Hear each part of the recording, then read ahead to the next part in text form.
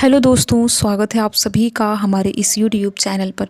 दोस्तों, आज की इस वीडियो में हम बात करेंगे यूपीपीएससी प्री रिजल्ट से संबंधित कुछ बिंदुओं पर। जैसा कि आप यहां पर देख सकते हैं, फाइनल आंसर की के संबंध में बात करेंगे। विवादित प्रश्नों पर क्या हुआ, आयोग का जवाब क्या हुआ, क्या रहा, इन सारी चीज़ों पर बात करेंगे। और क्या रिजल्ट फिर से रिवाइज होगा, फिर से जारी होगा या नहीं, इन सारी चीज़ों पर आज की इस वीडियो में हम बात करेंगे। और साथ ही साथ हम आयोग की मंशा को भी समझने का प्रयास करेंगे, जिस तरीके से सारी चीज़ें हो रही है। तो उम्मीद है कि आप इस वीडियो को अंत तक ज़रूर देखेंगे और देखने के साथ साथ अपने यार दोस्त मित्र को भी शेयर करेंगे।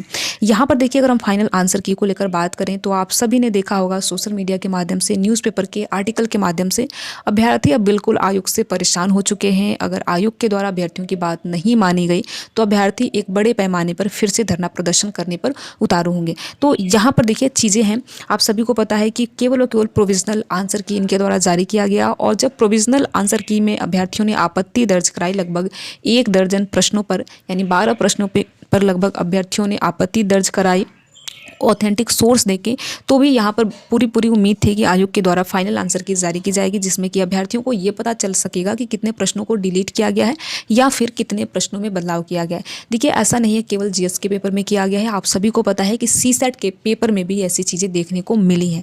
तो देखिए, फाइनल आंसर की को लेकर अभ्यर्थियों को इंतजार है। और आप सभी को पता है कि अभ्यर्थियों ने लेटर भी लिखा है, सीएम आदित्यनाथ योगी जी को भी लेटर लिखा गया है।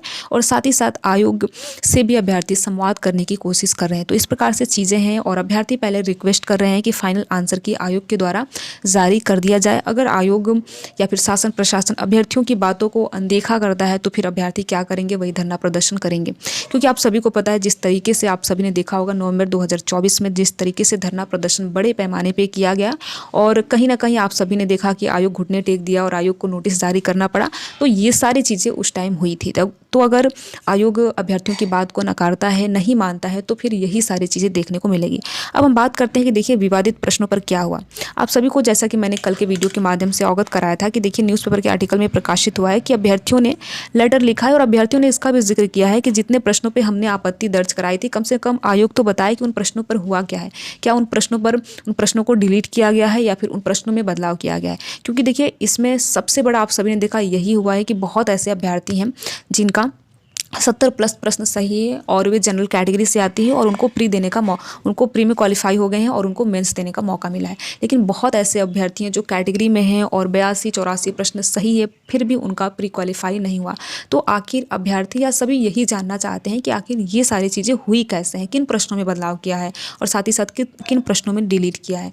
और ऐसा सीसेट में भी हुआ है, ऐसा नहीं है कि बस जीएस में ही हुआ है, सीसेट के प्रश्नों में भी ऐसी सारी चीज़ें देखने को मिली है। तो अब बात है कि क्या फिर से रिजल्ट जारी होगा या नहीं। देखिए, ये कहना थोड़ा मुश्किल है, क्योंकि रिजल्ट बहुत ही कभी कभार ही देखा जाता है कि फिर से रिवाइज होता है। लेकिन देखिए, बात यहाँ पर न्याय की है। जो अभ्यर्थी इतनी मेहनत की हैं, जिन्होंने मेहनत से एग्ज़ाम दिया है, उनका प्री क्वालिफाई नहीं हो पाया, जबकि उन्होंने अच्छा स्कोर भी किया था, अच्छे खासे उनके प्रश्न भी सही हैं। तो आखिर यहाँ पर अब आयोग चाहता क्या है, ठीक है, आयोग की मंशा क्या है।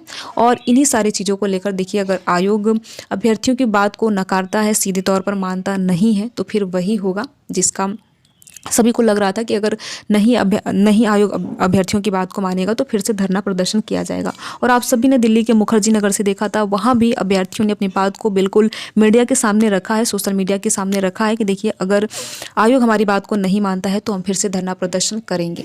तो ये सारी चीज़ें हैं। और आप सभी ने देखा होगा एक पीडीएफ है जो कि काफ़ी वायरल हो रहा है, टेलीग्राम पर देखा होगा। कोई एक अभ्यर्थी हैं जिनका 80+ प्रश्न सही है पर उनका प्री क्वालिफाई नहीं हुआ है, और बहुत ऐसे अभ्यर्थी हैं जिनका 70+ प्रश्न सही है और प्री क्वालिफाई हो गए।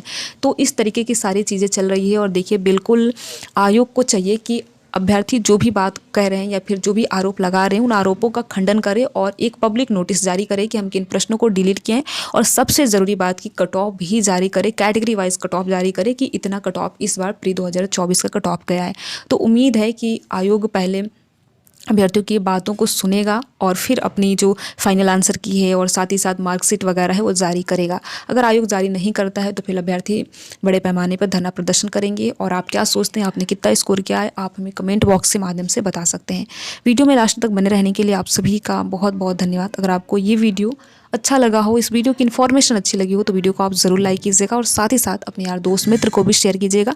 जो भी ये परेशानी फेस कर रहे हैं, जो अभ्यर्थी ये प्रॉब्लम फेस कर रहे हैं, उनका अच्छा खासा मार्क्स था, अच्छा खासा उन्होंने स्कोर किया था, फिर भी उनका प्री क्वालिफाई नहीं हुआ है, तो आप उन तक ये वीडियो ज़रूर पहुँचाइए।